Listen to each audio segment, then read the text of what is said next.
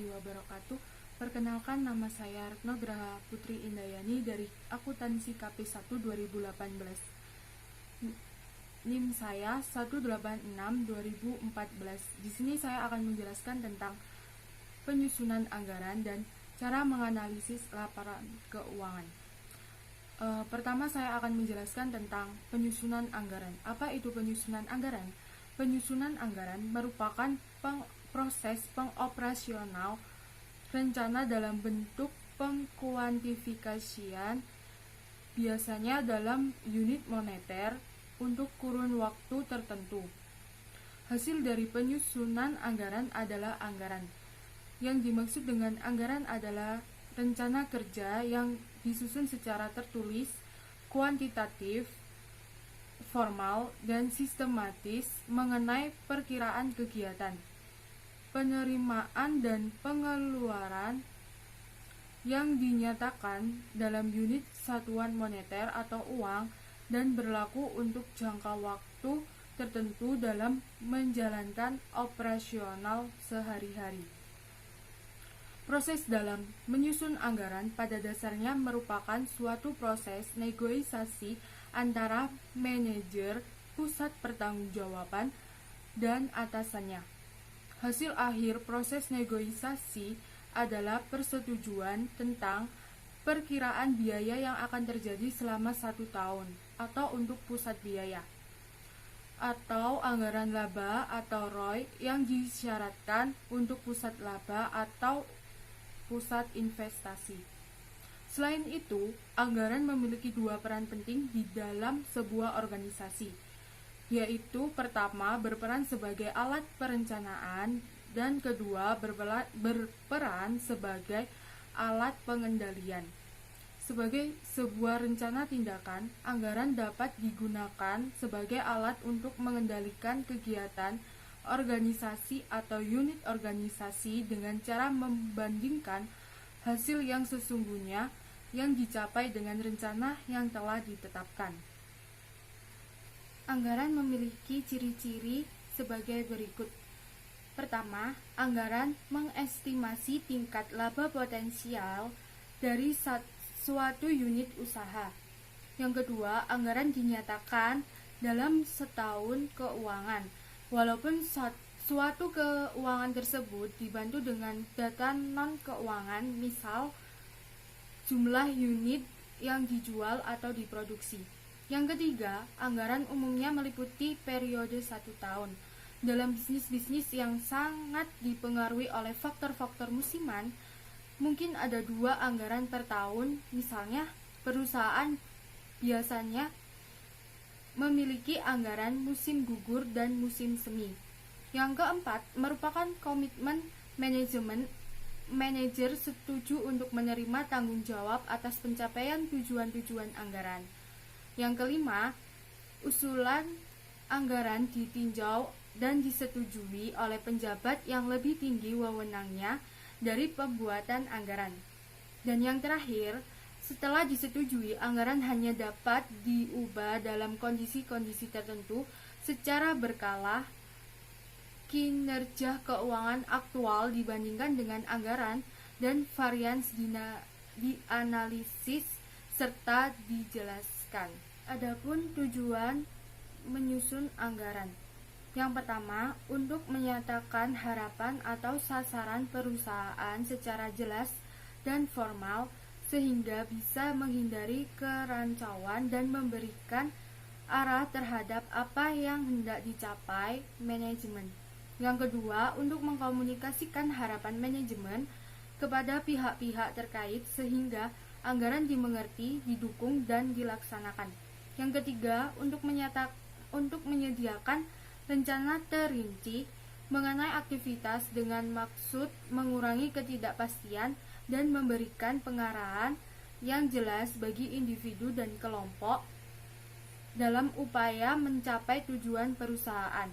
Dan yang terakhir, untuk mengkoordinasikan cara atau metode yang akan ditempuh dalam rangka memaksimalkan sumber daya. Dalam penyusunan anggaran memberikan beberapa manfaat untuk suatu organisasi.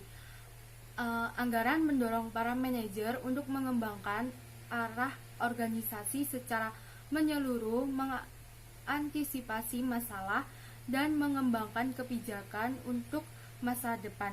Anggaran juga membantu komunikasi dan koordinasi secara formal.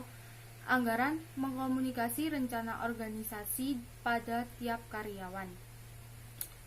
Penyusunan anggaran mempunyai 4 pokok, yaitu anggaran berguna untuk 1. Memperjelas rencana strategis, 2. Membantu koordinasi kegiatan beberapa bagian dari suatu organisasi, yang ketiga melimpahkan tanggung jawab kepada manajer untuk memberikan otoritas jumlah yang diizinkan untuk dikeluarkan dan menginformasikan kinerja yang diharapkan. Yang keempat, memperoleh kesepakatan bahwa anggaran merupakan dasar penilaian kinerja manajer. Ada juga jenis-jenis anggaran. Jenis-jenis anggaran dibagi menjadi 2, yaitu anggaran operasional dan anggaran keuangan.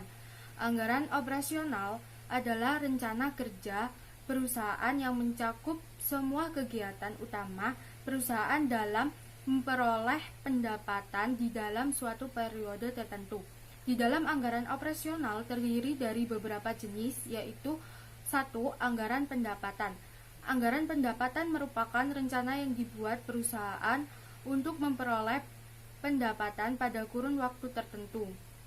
Yang kedua, anggaran biaya. Anggaran biaya merupakan rencana biaya yang akan dikeluarkan perusahaan untuk memperoleh pendapatan yang direncanakan. Yang ketiga adalah anggaran laba. Anggaran laba adalah besarnya laba yang ingin diperoleh perusahaan di dalam suatu periode tertentu di masa mendatang. Untuk anggaran keuangan adalah anggaran yang berkaitan dengan rencana pendukung aktivitas operasi perusahaan. Di dalam anggaran keuangan juga terdiri dari beberapa jenis, yaitu 1. Anggaran investasi. Anggaran investasi adalah rencana perusahaan untuk membeli barang-barang modal atau barang-barang yang dapat digunakan untuk menghasilkan produk perusahaan di masa mendatang dalam jangka panjang, seperti pembelian dan pembangunan gedung kantor, pembangunan pabrik, pembelian mesin, pembelian tanah, dan sebagainya. Yang kedua, anggaran kas. Anggaran kas adalah rencana aktivitas penerimaan kas dan pengeluaran kas perusahaan di dalam suatu periode tertentu, beserta penjelasan tentang sumber-sumber penerimaan dan pengeluaran kas tersebut. Yang ketiga, proyeksi neraca. Proyeksi neraca adalah keuangan yang diinginkan perusahaan di dalam suatu periode tertentu di masa mendatang. Berarti dalam proyeksi neraca tersebut mencakup jumlah harta ingin dimiliki perusahaan beserta kewajiban yang harus diselesaikan perusahaan di masa mendatang. Proses-proses penyusunan anggaran. Yang pertama, organisasi. Departemen Anggaran, Informasi Sistem Pengendalian terhadap anggaran biasanya dijalankan oleh bagian anggaran yang melaporkan ke controller kantor pusat. Fungsinya adalah 1. Menerbitkan prosedur dan formulir penyusunan anggaran. Yang ketujuh, membuat administrasi proses revisi anggaran yang diusulkan. Kedelapan, mengkoordinasi pekerjaan departemen anggaran dengan bagian yang lebih rendah. Yang kedua, komitmen anggaran. Komitmen ini terdiri dari anggota manajer puncak seperti CEO, kepala operasional, dan kepala keuangan. Komite ini mereview dan menyetujui ataupun menyesuaikan anggaran tersebut. Ketiga, menerbitkan pedoman.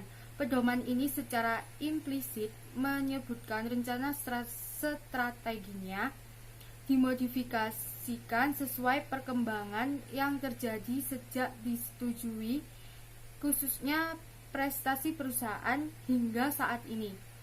Pedoman ini dibuat oleh staf anggaran dan disetujui oleh manajer puncak. Dalam proses penyusunan anggaran yang keempat yaitu proposal anggaran pemulaan. Karena tahun anggaran dimulai dengan fasilitas personil dan sumber daya yang sama pada saat tersebut, anggaran dibuat berdasarkan kondisi yang ada dengan perubahan. Perubahan bisa berbentuk satu perubahan karena kekuatan eksternal, termasuk di dalamnya yaitu satu perubahan tingkat perkembangan ekonomi yang berpengaruh terhadap penjualan. Yang kedua, perubahan yang diharapkan tentang harga bahan baku dan jasa yang dibeli. Yang ketiga, perubahan upah tenaga kerja. Dan yang keempat, perubahan pada biaya kegiatan kebijakan atau pemasaran, lead bank, dan administrasi. Yang kelima, perubahan harga jual. Untuk perubahan yang kedua, yang kebijakan dan praktik internal, itu termasuk di dalamnya juga ada perubahan biaya produksi. Yang kedua, perubahan biaya kebijakan. Untuk yang kelima, proses penyusunan anggaran yaitu negosiasi. Inilah inti dari proses penyusunan anggaran. Atasan berupaya mempertimbangkan validasi masing-masing penyesuaian. Banyak bagian yang menyusun anggaran cenderung menurunkan tingkat penjualan dan menaikkan biaya dari perkiraan penjualan dan biaya yang seharusnya dicapai, sehingga anggaran yang dihasilkan lebih mudah dicapai. Usaha untuk mengawasi kegiatan seperti ini biasanya cukup sulit, tapi usaha yang dapat dilakukan dengan penentuan bonus secara profesional untuk manajer yang bisa berpartisipasi melebihi anggarannya. Yang keenam, mereview dan persetujuan. Persetujuan akhir direkomendasikan oleh panitia anggaran untuk CO. CO kemudian menyerahkan anggaran yang disetujui ke Dewan Direktur untuk disahkan. Ketujuh yaitu revisi anggaran. Satu pertimbangan penting dalam administrasi anggaran adalah proses revisi anggaran yang telah disetujui. Ada dua macam prosedur revisi, yakni yang pertama yaitu prosedur yang memungkinkan mengubah anggaran secara sistematis, misalnya secara kuartalan. Yang kedua, proses untuk keadaan khusus. Selanjutnya saya akan menjelaskan tentang cara menganalisa laporan keuangan. Sebelumnya saya akan menjelaskan tentang apa itu analisa laporan keuangan. Analisa laporan keuangan adalah suatu proses dalam rangka membantu menganalisis atau mengevaluasi keadaan suatu keuangan perusahaan, hasil-hasil operasi perusahaan masa lalu dan masa depan. Adapun tujuan analisa laporan keuangan adalah untuk menilai kinerja yang dicapai perusahaan selama ini dan mengestimasi kinerja perusahaan pada masa mendatang. Analisa laporan keuangan juga dapat melihat pertumbuhan kinerja keuangan dari tahun ke tahun. Dalam analisa keuangan ada 4 jenis analisa laporan keuangan yang digunakan adalah sebagai berikut. Yang pertama, analisa horizontal adalah analisa dengan mengadakan perbandingan laporan keuangan untuk beberapa tahun sehingga akan diketahui perkembangannya. Yang kedua, analisis vertikal adalah laporan keuangan yang dianalisis meliputi satu periode atau satu waktu saja, dengan cara membandingkan akun yang satu dengan akun yang lain dalam laporan keuangan tersebut, sehingga hanya akan diketahui keadaan keuangan atau hasil operasi pada saat itu saja. Yang ketiga, analisa eksternal adalah analisis yang dilakukan oleh pihak-pihak yang tidak dapat memperoleh data laporan keuangan secara mendalam mengenai keuangan suatu perusahaan. Yang keempat, analisis internal adalah analisis yang dilakukan oleh pihak-pihak yang dapat memperoleh data-data keuangan secara mendalam mengenai keuangan suatu perusahaan. Di dalam analisa keuangan juga mempunyai tujuan dan manfaat analisa laporan keuangan bagi perusahaan. Yang pertama, untuk mengetahui posisi keuangan perusahaan dalam satu periode tertentu, baik harta, kewajiban, modal, maupun hasil yang dicapai untuk beberapa periode. Yang kedua, untuk mengetahui kelemahan dan kekuatan apa yang dimiliki perusahaan. Yang ketiga, untuk mengetahui langkah-langkah perbaikan apa saja yang perlu dilakukan ke depan yang berkaitan dengan posisi keuangan perusahaan saat ini. Ada macam teknik analisa laporan keuangan yang dapat dibuat. Yang pertama, analisa perbandingan laporan keuangan adalah metode dan teknik analisa dengan cara memperbandingkan laporan keuangan untuk 2 periode atau lebih dengan menunjukkan A. Perbandingan jumlah-jumlah akun beberapa periode dalam rupiah, B. Kenaikan atau penurunan untuk beberapa periode dalam jumlah rupiah, C. Kenaikan untuk penurunan akun beberapa periode dalam persentase. Yang D. Perbandingan yang dinyatakan dalam rasio dalam beberapa periode. Untuk yang E, persentase dalam total aktiva maupun pasiva dalam beberapa periode.